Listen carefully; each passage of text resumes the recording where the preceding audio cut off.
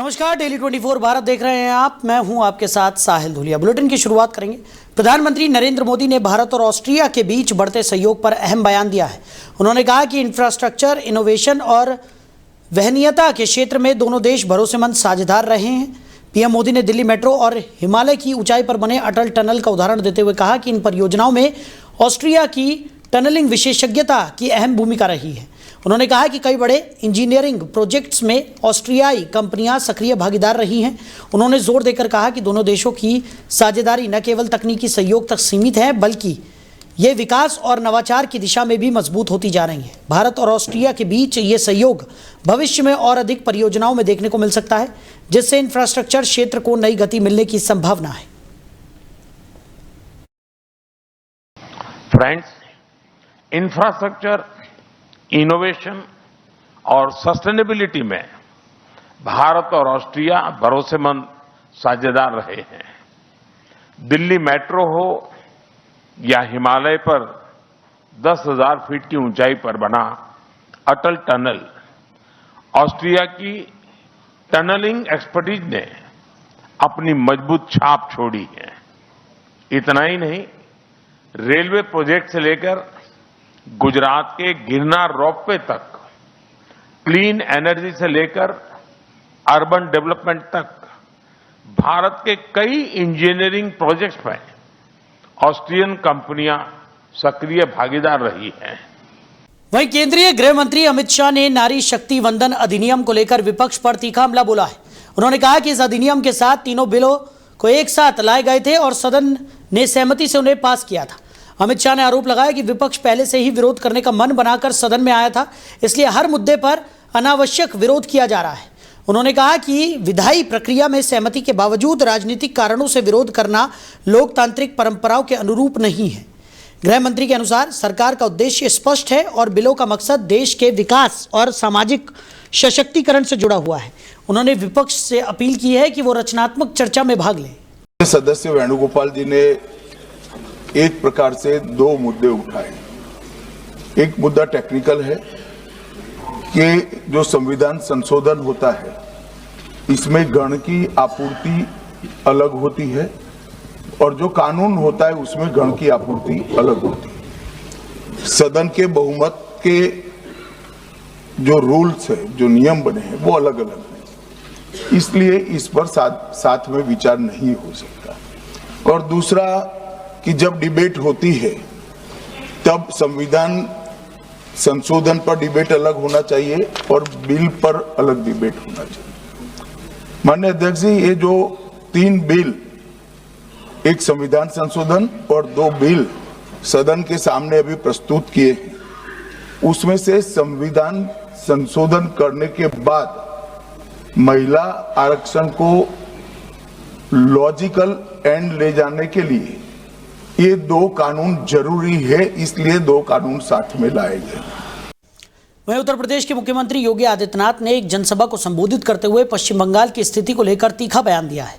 उन्होंने कहा कि पिछले कई वर्षों से बंगाल में पहचान का संकट पैदा हुआ है और वहां माफिया राज, टेरर और कटमनी व भ्रष्टाचार का माहौल बना हुआ है। योगी आदित्यनाथ ने आरोप लगाया कि राज्य में सत्तारूढ़ तृणमूल कांग्रेस की नीतियों ने और उसके कारण आम जनता, युवाओं और महिलाओं के बीच भय का माहौल पैदा हुआ है। उन्होंने कहा कि माफिया प्रवृत्ति को बढ़ावा मिला है, जिसे समाप्त करना आवश्यक है। सीएम योगी ने कहा कि भारतीय जनता पार्टी का संकल्प है कि इस तरह की माफिया व्यवस्था को खत्म किया जाएगा और जनता को भयमुक्त शासन दिया जाएगा। उन्होंने लोगों से अपील करते हुए कहा कि ऐसे तत्वों को समर्थन नहीं मिलना चाहिए जिन्होंने राज्य की छवि और सुरक्षा पर सवाल खड़े किए हैं। ये बयान राजनीतिक रूप से काफ़ी अहम माना जा रहा है और इससे सियासी माहौल और गर्मा गया है। मैं तो आप सबसे इस बात की अपील करने के लिए आया हूं कि जो लोग पिछले 15 वर्षों से बंगाल को पहचान के संकट के दौर से गुजार दिए हो, जिन्होंने बंगाल को टेरर का, माफिया राज का और कटमनी एंड करप्शन का अड्डा बना दिया हो, वह टीएमसी अब नहीं चाहिए। इन लोगों ने यहां पर आम जनमानस के सामने, नौजवानों के सामने,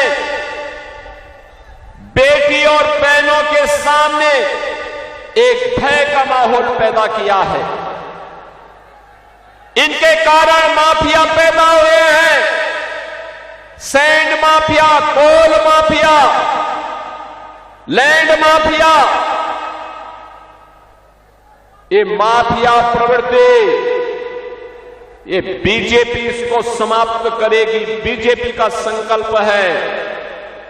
और जो जनता के लिए मोदी जी पैसा भेजते हैं दिल्ली से, ये टीएमसी के गुंडे जो पैसा हजम कर जाते हैं, बहनों और भाइयों, आज मैं कहने के लिए आया हूं आपसे यही।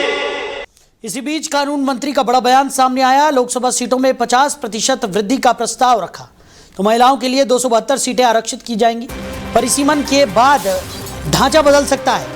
महिला प्रतिनिधित्व बढ़ाने की तैयारियां तेज होती हुई नजर आ रही है। तो कानून मंत्री ने बयान दिया है कि सभी राज्यों में लोकसभा सीटों की संख्या में 50% तक वृद्धि की जाएगी, जिसके बाद महिलाओं के लिए 272 सीटें आरक्षित होंगी। इस प्रस्ताव को महिला प्रतिनिधित्व बढ़ाने की दिशा में बड़ा कदम माना जा रहा है। मंत्री के अनुसार परिसीमन प्रक्रिया के बाद संसदीय ढांचे में बड़ा बदलाव देखने को मिलेगा और लोकसभा की सीटों का पुनर्गठन किया जाएगा। सरकार का उद्देश्य संसद और विधानसभाओं में महिलाओं की भागीदारी को मजबूत करना है ताकि नीति निर्माण में उनकी भूमिका और अधिक प्रभावी हो सके।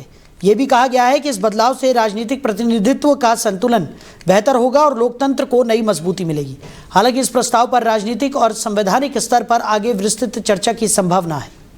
वहीं छत्तीसगढ़ के मुख्यमंत्री विष्णुदेव साय ने जनगणना 2027 के सेल्फ एन्यूमरेशन फेज की शुरुआत की है। इस अवसर पर उन्होंने लोगों से अधिक भागीदारी की अपील की। मुख्यमंत्री ने कहा कि यह प्रक्रिया जनगणना को अधिक पारदर्शी और प्रभावी बनाने की दिशा में महत्वपूर्ण कदम है। सेल्फ एन्यूमरेशन के माध्यम से नागरिक स्वयं अपनी जानकारी दर्ज कर सकेंगे, जिससे प्रक्रिया में तेजी और सटीकता आएगी। सरकार का उद्देश्य है कि तकनीक के उपयोग से जनगणना को सरल और सुलभ बनाया जाए। इस पहल से डेटा संग्रहण में सुधार होगा और नीति निर्माण में भी अधिक सटीक जानकारी उपलब्ध हो सकेगी। सीएम साय ने जनता से अपील की कि वो इस अभियान में सक्रिय भागीदारी करें और सही जानकारी दर्ज कर देश के विकास में सहयोग दें। वहीं मुजफ्फरनगर पुलिस ने टावर से कीमती सामान चोरी की घटना का सफल खुलासा करते हुए 2 शातिर चोरों को गिरफ्तार किया है। ये मामला बुढ़ाना कोतवाली क्षेत्र का है, जहां करीब 20 दिन पहले बेखौफ चोरों ने टावर से महंगा उपकरण चोरी कर लिया था। घटना का वीडियो सीसीटीवी कैमरे में कैद हो गया था, जिसके आधार पर पुलिस ने जांच शुरू की। तकनीकी साक्ष्यों और मुखबिर की सूचना के आधार पर पुलिस ने आरोपियों तक पहुंच बनाते हुए आरिफ और आज़ाद को गिरफ्तार कर लिया। पुलिस ने आरोपियों के कब्जे से 2 तमंचे, कारतूस, एक गाड़ी और करीब 8,000 रुपये की नकदी भी बरामद की। इसके अलावा चोरी किया गया सामान, जिसमें BBU बैटरी और चार्जर शामिल हैं, भी बरामद कर लिया गया। पुलिस के अनुसार आरोपी लंबे समय से इस तरह की वारदातों को अंजाम दे रहे थे और सुनसान जगहों पर लगे टावरों को निशाना बनाते थे। फिलहाल दोनों आरोपियों के खिलाफ संबंधित धाराओं में कार्रवाई की जा रही है। इस कार्रवाई से क्षेत्र में सुरक्षा व्यवस्था को लेकर लोगों में भरोसा बढ़ा है। वहीं मुजफ्फरनगर के जिला पंचायत सभागार में आयोजित किसान समाधान दिवस में किसानों की समस्याओं का अंबार देखने को मिला। जनपद के विभिन्न क्षेत्रों से पहुंचे किसानों ने चकबंदी, विद्युत व्यवस्था और प्रशासनिक परेशानियों को लेकर अधिकारियों के सामने अपनी शिकायतें रखी। इस दौरान लछेड़ा गांव से आए एक किसान ने सबको चौंका दिया। चकबंदी विवाद में वर्षों से समाधान न मिलने से परेशान किसान ने आत्महत्या की अनुमति की मांग कर डाली। उसकी इस गुहार से कार्यक्रम में मौजूद अधिकारी और अन्य किसान भावुक हो गए। कार्यक्रम में ADM प्रशासन संजय कुमार सहित कई विभागों के अधिकारी मौजूद रहे। उन्होंने किसानों की समस्याओं को गंभीरता से सुनते हुए शीघ्र निस्तारण का आश्वासन दिया। किसानों ने आरोप लगाया कि चेकिंग के नाम पर आम लोगों को अनावश्यक रूप से परेशान किया जा रहा है। उन्होंने प्रशासन से इस पर रोक लगाने और पारदर्शी कार्रवाई सुनिश्चित करने की मांग की। समाधान दिवस में सभी शिकायतों को दर्ज कर संबंधित विभागों को कार्रवाई के निर्देश दिए गए, लेकिन चकबंदी विवादों के त्वरित समाधान को लेकर अब भी किसानों की नजरें प्रशासन पर टिकी हुई हैं। छोड़ दो, जो आत्महत्या करना था, हमारे किसान ने एक पटवारी ने आत्महत्या कर दी, उसे तो मैंने बाहर कर दिया। जांच करी है, इन्होंने जांच करी, यही बैठे 2 दिन से पहले दोषी है, उन्होंने दोषी घोषित करा, वो नौकरी पे। ये दो किसान मेरे साथ आए, उनके खड़े हुए मेरे चाचा है, जो एक भाई है, चाचा है, एक तो ये रही। अब यू बता दो, इधर लेटर पढ़ गए, ऐसे धरना आत्महत्या चाहे कोई नहीं, मैं को दिया, कैबिनेट मंत्री को देखा है, राज्यसभा राष्ट्रपति अग्रवाल जी को देखा, राज्यपाल वाले जी को देने जा रहा। इधर कोई मतलब नहीं। एक पटवारी ने सुसाइड करा था, सारा विभाग को कहा था, अब भाई वो तुमने सुसाइड कर दिया, इस में बाहर करना। आप संगठन हो, किसान संगठन जो भी हो, कौन से भी हो, मुझे नहीं पता। अब आप देख लो आपके सामने क्या स्थिति है। इन्होंने पढ़ के एक बार को भी नहीं पूछा किसान कहाँ है, क्या स्थिति है, कुछ नहीं। अभी मैंने 50,000 रुपए देखो, अभी भी भेज देंगे, अभी भेज देंगे, बताओ क्या हो रहा। जब 21 में इन्होंने छुड़वाई, जिसकी जमीन नहीं मिली, जिसकी गनीमत थी, उसे पैसे लेके जमीन दे दी। वहीं नोएडा के सेक्टर 31 स्थित निठारी गांव में मंगलवार को एक मकान में अचानक आग लगने से अफरा तफरी मच गई। प्रारंभिक जानकारी के अनुसार आग लगने का कारण शॉर्ट सर्किट बताया जा रहा है। आग लगते ही स्थानीय लोगों में हड़कंप मच गया और तुरंत इसकी सूचना दमकल विभाग को दी गई। सूचना मिलते ही फायर ब्रिगेड की गाड़ियां मौके पर पहुंची और कड़ी मशक्कत के बाद आग पर काबू पा लिया गया। गनीमत रही कि इस घटना में किसी प्रकार की जनहानि नहीं हुई। समय रहते आग पर नियंत्रण पा लेने से एक बड़ा हादसा टल गया। हालांकि मकान के कुछ हिस्सों में नुकसान की आशंका जताई जा रही है। ये घटना सेक्टर 20 थाना क्षेत्र के अंतर्गत आती है। दमकल विभाग ने आग पर पूरी तरह नियंत्रण पाने के बाद स्थिति का जायजा लिया और ठंडा करने की प्रक्रिया को पूरा किया। उधर गाजियाबाद के इंदिरापुरम थाना क्षेत्र के कनावनी डूब इलाके में मंगलवार शाम उस समय हड़कंप मच गया जब 8 वर्षीय बच्चा सूरज संदिग्ध परिस्थितियों में लापता हो गया। बच्चा अपने परिवार के साथ ब्लू डायमंड फार्म हाउस के पीछे रहता है। परिजनों के अनुसार सूरज घर के पास ग्राउंड में खेल रहा था, तभी वो अचानक गायब हो गया। काफ़ी तलाश के बाद भी जब उसका कोई सुराग नहीं मिला तो पुलिस को सूचना दी गई। सूचना पर इंदिरापुरम एसीपी अभिषेक श्रीवास्तव पुलिस बल के साथ मौके पर पहुंचे और तुरंत सर्च ऑपरेशन शुरू कराया गया। अरे वो परसों 4 बजे गया था। हाँ, और 4 बजे से यहाँ से पता नहीं कहाँ गया कहाँ नहीं गया।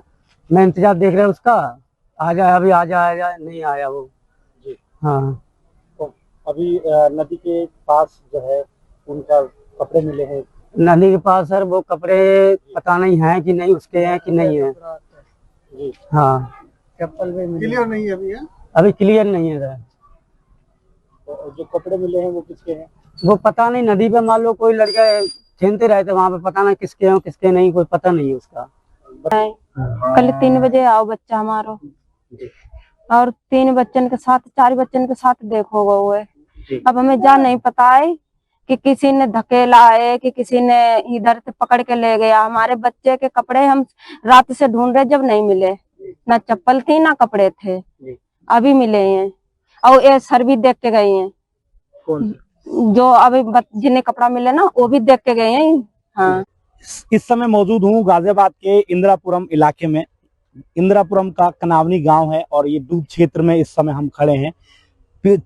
परिवार का एक आखिरी चिराग जो है वो बुझ गया। आपको बता दें इस समय हम नदी के किनारे खड़े हैं और यहाँ से कुछ ही दूरी पर नदी है। क्या कुछ पूरा मामला हुआ था, बच्चा अचानक खेलते खेलते किस तरीके से यहाँ तक पहुंचा और उसके बाद वो नदी में समा गया, क्या कुछ है, पुलिस सभी पहलुओं पर जांच कर रही है। पुलिस ने जो फोरेंसिक टीम है, फिलहाल आप मौके पे देख सकते हैं, पुलिस प्रशासन के साथ साथ जो फोरेंसिक टीम है वो अपने तथ्य वहां पर जो कपड़े हैं बच्चे के वो वहां से कलेक्ट कर रही है। सारी चीजें जो हैं वो फोरेंसिक टीम जांच कर रही है। सभी पहलुओं पर पुलिस जांच कर रही है। किस तरीके से बच्चा जो है वो खोया था, क्या पूरा मामला है, सीधा उनके परिजन से बात करते हैं। परिवार का एक आखिरी चिराग जो था वो ये छोटा बच्चा था। इनसे पहले 3 बच्चियां थी उनकी। परिवारजन से बात करते हैं। सर, किस तरीके से आप इसको देखते हैं? अभी जो हालात हैं, फिलहाल सर्च ऑपरेशन जारी है पुलिस की तरफ से, क्या कहेंगे? क्या नाम है आपका? मैं कल गांव से डिस्ट्रिक्ट फर्रुखाबाद से आया था। यहाँ पे 7:30 से 8 के बीच में आ गया था। तो मुझे इस चीज की जानकारी नहीं थी कि एक्चुअली कि मेरा भांजा जो गायब है। देखिए, हालांकि परिजनों का ये भी कहना है कि बच्चा जो है वो नदी के किनारे अक्सर आता नहीं था, मगर इन सारी चीजों पर, तथ्यों पर पुलिस की पूरी जानकारी जो है वो फिलहाल की जा रही है। सर्च ऑपरेशन किया जा रहा है। तस्वीरों में आप देख सकते हैं किस तरीके से वो पूरी वहाँ एरिया की पूरी आसपास की जो चीजें हैं वो कलेक्ट की गई है। फोरेंसिक टीम, जो गाजियाबाद की फोरेंसिक टीम है, वो सारे तथ्य जुटा करके अपने साथ लेके जा रहे हैं। हालांकि बच्चे का अभी भी जो सर्च ऑपरेशन है वो किया जा रहा है। मेरे पीछे कुछ ही दूरी पर नदी का जो जल स्तर है वो दिखाई दे रहा होगा आपको। और यहाँ पर आशंका ये भी जताई जा रही है कि बच्चा जो है वो यहाँ आया और कपड़े उतार के 3 बच्चों के साथ यहाँ पर नहाने के लिए चला गया। हालांकि अब नदी का जल स्तर जो है वो कम हो गया है। लगातार अब जो एनडीआरएफ की टीम है उनको भी सूचना दिया गया है। मौके पर आला अधिकारी यहाँ एसीपी अभिषेक श्रीवास्तव से और तमाम जो पुलिस के आला अधिकारी हैं, पुलिस जो बल है वो यहाँ मौजूद है और फिलहाल जो पूरी सर्च ऑपरेशन जो है वो किया जा रहा है। आखिरकार बच्चा कहाँ है और किस हालत में है, इस चीज की अभी जानकारी की जा रही है। अभी परिजनों का रो रो के बुरा हाल है। सूर्य अस्त की तरह ये लग रहा है कि परिवार का एक आखिरी चिराग जो है वो कहीं ना कहीं किसी ऐसी हालत में ना हो कि उसे अपने आप को चोट पहुंचा सके। हालांकि अभी इस पे सवाल ये है कि आखिर बच्चा कहाँ है और किस हालत में है। गाजियाबाद से अजीत रावत की रिपोर्ट, डेली 24 भारत। वहीं गाजियाबाद के मालीवाड़ा क्षेत्र में खाद्य आपूर्ति विभाग ने बड़ी कार्रवाई करते हुए गैस सिलेंडरों की कालाबाजारी का खुलासा किया है। जिला आपूर्ति अधिकारी अमित तिवारी के नेतृत्व में गुप्त सूचना के आधार पर एक मकान पर छापेमारी की गई, जहां अवैध रूप से गैस सिलेंडर का भंडारण किया जा रहा था। कार्रवाई के दौरान मौके से कुल 18 गैस सिलेंडर बरामद किए गए। इनमें 19 किलो के 8 कमर्शियल सिलेंडर, 14 किलो के 9 घरेलू सिलेंडर और 5 किलो का 1 कमर्शियल सिलेंडर शामिल है। जी, मैं आपके चैनल के माध्यम से अवगत कराना चाहता हूं। एक गोपनीय सूचना प्राप्त होने पर मालीवाड़ा चौक में प्यारेलाल पार्क के पास जो है कुछ सिलेंडर बरामद हुए, जिसमें मकान मालिक का नाम अनिल गर्ग है और उसका एक सहायक है जो वहाँ पे मौजूद था। और सभी सिलेंडर जब्त करके जो है सिहानी पुलिस चौकी में ले आए गए हैं, जहाँ पर हमारे क्षेत्रीय खाद्य अधिकारी और पूर्ति निरीक्षक मौजूद हैं और सुसंगत धाराओं के अंतर्गत उसमें आवश्यक कार्रवाई कराई जा रही है। सिलेंडर की बात करते हैं, किस तरह के सिलेंडर बरामद किए गए हैं? इसमें डोमेस्टिक सिलेंडर हैं जिनकी संख्या 9 है और कमर्शियल सिलेंडर हैं जिसकी संख्या 8 है और एक जो है 5 केजी का छोटू सिलेंडर भी बरामद हुआ है। इस तरह कालाबाजारी करने के खिलाफ क्या एक आपकी अपील है या संदेश है? जी, मैं आपके चैनल के माध्यम से अवगत कराना चाहता हूँ। जनपद में कोई भी ऐसा तत्व या नागरिक इस कार्य में अवैध कालाबाजारी में संलिप्त है या कर रहा है तो उनको हम चेतावनी देना चाहते हैं कि कहीं भी इस तरह का प्रकरण संज्ञान में आता है तो उनके खिलाफ सुसंगत धाराओं में कार्रवाई की जाएगी और उनको गिरफ्तार करके जेल भी भिजवाया जाएगा।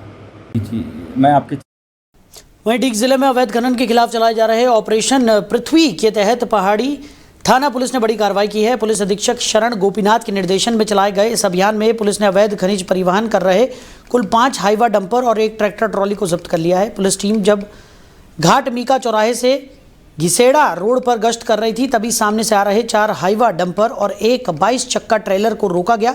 पुलिस वाहन देखते ही सभी चालक मौके से वाहन छोड़कर अंधेरे का फायदा उठाकर फरार हो गए। जांच में वाहनों में ओवरलोड, अवैध बोल्डर और गिट्टी पाई गई। साथ ही कोई भी वैध रॉयल्टी या परिवहन दस्तावेज नहीं मिले। उधर हनुमानगढ़ जिले के नौहर से एक सराहनीय पहल सामने आई है, जहां भीषण गर्मी के मौसम में बेजुबान पक्षियों को राहत देने के उद्देश्य से यूनाइटेड प्रेस सोसाइटी नौहर द्वारा परिंदे बांधने का अभियान चलाया गया। इस कार्यक्रम की शुरुआत उपखंड कार्यालय परिसर में उपखंड अधिकारी राहुल श्रीवास्तव ने विधिवत रूप से की। इस अवसर पर सोसाइटी के वरिष्ठ उपाध्यक्ष एवं प्रोजेक्ट प्रभारी मनोज कौशिक ने बताया कि संस्था के सभी पदाधिकारी और सदस्य अपने अपने स्तर पर उपयुक्त स्थानों पर परिंदे लगाकर इस अभियान को लगातार जारी रखेंगे। वहीं बांसवाड़ा जिले के खमेरा थाना क्षेत्र के काली मगरी गांव में एक युवक की बेरहमी से हत्या का सनसनीखेज मामला सामने आया। जानकारी के अनुसार भारत आदिवासी के नेता अशोक भील का भाई अनिल एक सामाजिक कार्यक्रम के दौरान हुए विवाद ने हिंसक रूप ले लिया, जिसमें अनिल नामक युवक की पीट कर हत्या कर दी गई। घटना के बाद शव को घर में ही रखवाया गया, जिसे बाद में पुलिस ने मोर्चरी में भिजवाया। यहां पोस्टमार्टम की प्रक्रिया जारी है। पुलिस ने मामले में लक्ष्मी, सिद्धार्थ और गणेश के खिलाफ नामजद मुकदमा दर्ज कर लिया है। मेरा थाना क्षेत्र की घटना है। आज सवेरे लगभग 3-3:30 बजे सूचना मिली थी कि खमेरा चिकित्सालय के अंदर अनिल नाम के व्यक्ति के साथ मारपीट हुई है, गंभीर स्थिति में है। तो हमारे जो मुकामी एसएचओ थे वो और पुलिस जाब्ता अस्पताल में पहुंचा, उससे पूछताछ करी तो अनिल द्वारा एक महिला और 2 पुरुषों के द्वारा मारपीट करना बताया था। उसके बाद अनिल को यहाँ रेफर कर दिया गया था बांसवाड़ा में सरकारी अस्पताल में। वहाँ इलाज के दौरान उनकी मृत्यु हो गई है। इस मामले को बड़ी गंभीरता से लिया गया, टीमें बनाई गई है। तो जो हमारी टीमें हैं उन्हें सफलता मिली है। 3 में से 2 जो नामजद अभियुक्त हैं उनको हमने डिटेन कर लिया, उनसे गहनता से पूछताछ चल रही है। और जो तीसरा अभियुक्त है उसकी भी हम बड़ी तलाश कर रहे हैं। उम्मीद है कि जल्दी हम उसको भी अरेस्ट कर पाएंगे। सर इसमें हाँ, अभी मृतक के परिजन और मृतक के परिवार से जुड़े हुए जो लोग हैं जिनकी मृतक के साथ में और वहीं नागौर पुलिस अधीक्षक रोशन मीना के निर्देशन में चलाए जा रहे ऑपरेशन संकल्प नशा मुक्त नागौर के तहत पुलिस ने नशा तस्करी के खिलाफ बड़ी कार्रवाई की है। मेड़ता में डीएसटी और थाना मेड़ता सिटी पुलिस टीम ने संयुक्त रूप से दबिश देकर नशीली दवाओं के एक बड़े रैकेट का भांडाफोड़ किया। पुलिस ने लगभग 22 लाख रुपए कीमत की अवैध नशीली सामग्री बरामद की, जिसमें 5270 नशीली टैबलेट, 90 दवा की शीशियां और 20 इंजेक्शन शामिल है। कार्रवाई 14 अप्रैल को मेड़ता सिटी के सिलमंगरो का मोहल्ला स्थित एक खंडरनुमा मकान पर की गई, जहां आरोपी मोहम्मद अमीन मोदी अवैध रूप से एनडीपीएस घटक की दवाएं रख रहा था। वहीं अगली खबर हनुमानगढ़ के नौहर से है, जहां गोगामेड़ी की जागीड़ धर्मशाला में किसानों के मसीहा किसान नेता काशीराम गोदारा किसानों के बीच पहुंचे। मौके पर किसानों की समस्याओं को भी सुना। इस दौरान अमर सिंह ब्रांच टेल के डीपीएन एनटीआर के किसानों की गोगामेड़ी में एक अहम, आवश्यक और महत्वपूर्ण बैठक हुई। बैठक में किसानों ने एक स्वर में कहा कि अमर सिंह ब्रांच के मोगा दुरुस्तीकरण के संबंध में हाई कोर्ट की सिंगल बेंच व डबल बेंच का निर्णय पूर्व में आ चुका था कि मोगा दुरुस्तीकरण करना सिंचाई विभाग का अधिकार व नियमित कार्य है, जिसे दुरुस्तीकरण से रोका नहीं जा सकता। तो फिलहाल इस बुलेटिन में मेरे साथ इतना ही। आप बने रहिए। नमस्कार।